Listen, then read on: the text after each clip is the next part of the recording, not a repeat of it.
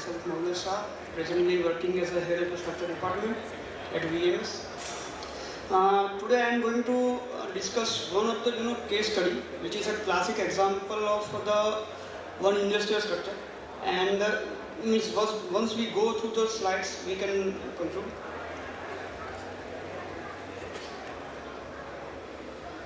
This is a small introduction about the VMS. VMS was established in 1960s by the three of the founders, Bakri sir, Mehta sir and Seth sir. And then over the years, since almost say 60 plus years, we are working on the different kind of projects, help from the heavy engineering to the industrial, spatial structures like chimneys, water retaining structures, special kind of ESRs, even some of the cooling towers also. So basically this is a small introduction about the VMS.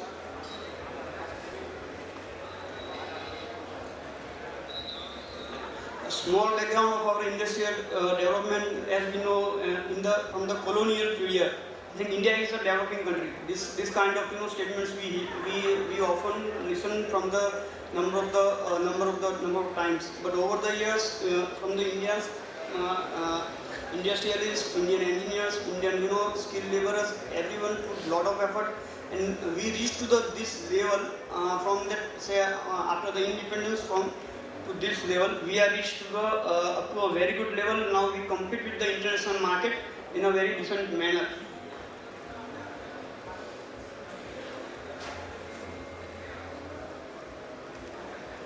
So small project brief for my case study. The location is somewhere in Gujarat, and it's a manufacturing unit. Now we know there are lots of manufacturing units coming across the Gujarat region. The length of the plant building is approximately 450 meters, width is 120 meters, overall height is 9.5 to 10 meters. The seismic zone on which the building is located is zone 3. The wind speed is a very high wind speed, so wind speed is approximately 50 meters per second. And the type of foundation, which is very important in that particular local region, is a pile foundation.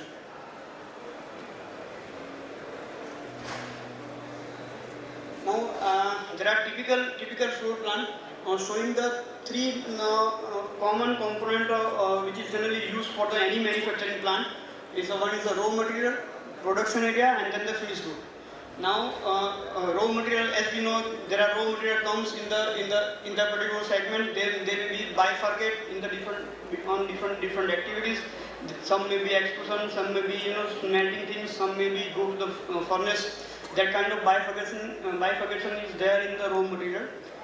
Then production area. In the production area, there may be some specific treatments. Some may be, for example, if we have a glass project, then there will be cutting will be there. If we have a steel manufacturing project, then there will be a lining will be there. There will be a extrusion will be there. Such kind of production area. So there is a typical production area layout. Then at the last, it's a finished good. At the end, whatever the finished product is there, that is at the last.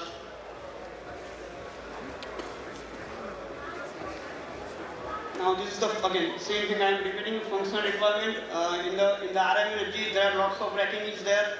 There will be partial AC warehouse is there. Similar to in the production area, there are HVAC requirements is there. There are cable racks, measuring structure is there. There are lots of machineries there which require the specific machine functions. So this is the basic functional requirement of any manufacturing unit. Now this is the very interesting case, because when the project was initiated, the original the conceived system from the client side is like there are three base structure. The span is 45 meter, 27 meter and 45 meter.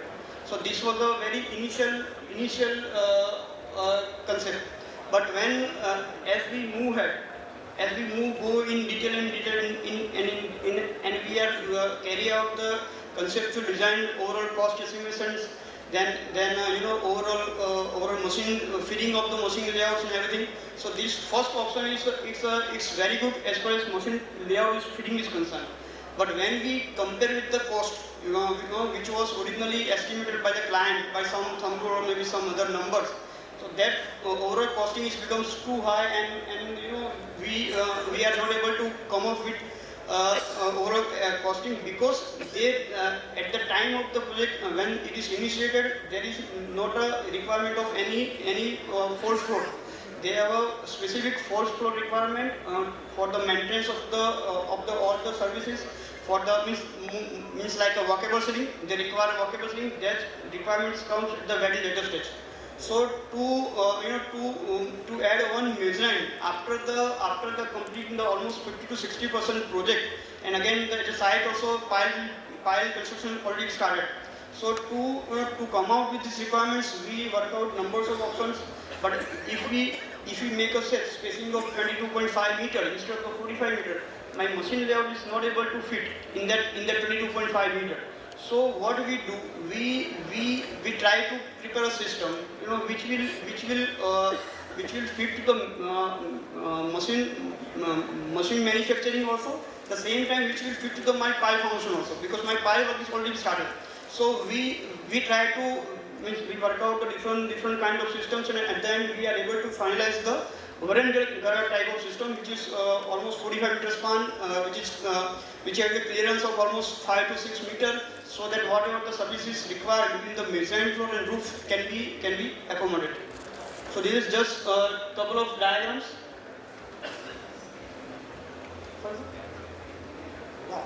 Yes. And so this is the process value engineering from the client side. And I will just prepare a small comparison of different spacings. And this is at the bottom you will see what is the bending one diagram looks like for the veranda kind of system. And now the major issues comes now. This project supposed to be completed, supposed to be started in August 23. But somehow because of the delay, this project yet not started. But meanwhile, there is another code published in September 23 by the BIS. It's called IS 18168. Now, if you see this code having the very important statement is mentioned in the code, is that industrial structure may be designed based on this code. If you design based on this code, now what happens? This code is totally on the ductile detailing. So and the earlier design is carried out as per the NBC, where it is clearly mentioned that industrial structure may not require to design as per the ductile detailing. So this is the major challenge. I request all the members sitting here, SSNB team also, to look into this kind of provisions, and maybe we can take forward to the further authority to take forward for the further discussion. The references are there. Thank you everyone.